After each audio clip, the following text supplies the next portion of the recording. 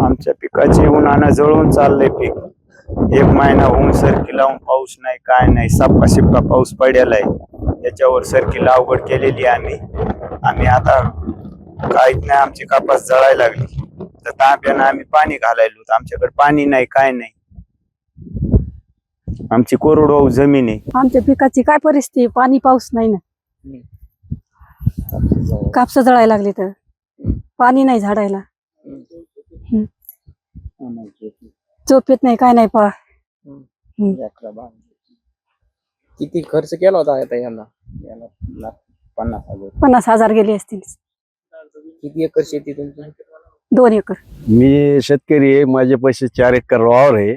मी वावरात जेव्हा गेलो 8-15 दिवस असं झालं की मला वावरात करमणूक नाही व्हायली. असं वाटेल घरी झोपी आली नाही. कुठंतरी जाऊन सरकार किंवा एखाद्याला भेक मागावा. शेतीमध्ये खर्चाला पैसे नाही, इकडून तिकडून आणले 60-70 हजार रुपये आम्ही लावले.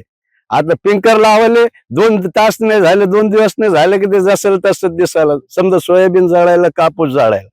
आमच्यावर विश्वास नाही तर सरकारने पंचनामा करावा. आमची इतकी विनंती सरकारला की आमच्या वावरात येऊन सरकारने आमचे पंचनामे करावा आणि आम्हाला जितकं होईल लवकरात लवकर आम्हाला तुमचं मदत द्यावी.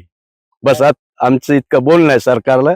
बाकी जे शेतकरी आता या परिस्थितीवर सरकारकडून आमची एकच अपेक्षा आहे, कारण आता हे शेतकरी तर मला सांगा प्रत्यक्ष तुम्ही पाहिलं, आणि सरकारला बी माझी कळकळून हात जोडून विनंती की सरकारनं स्वतः इथं येऊन पंचनामे करावे आणि तात्काळ यायला कर्जमुक्ती तर करावीच. जी आता कर्जमुक्ती रखडली ती लगेच ताबडतोब कर्जमुक्ती करावी आणि नवीन कर्ज देता येईल का हे लगेच बघून त्याला सहकार्य करण्याची माझी अशी कळकळीची विनंती राहील.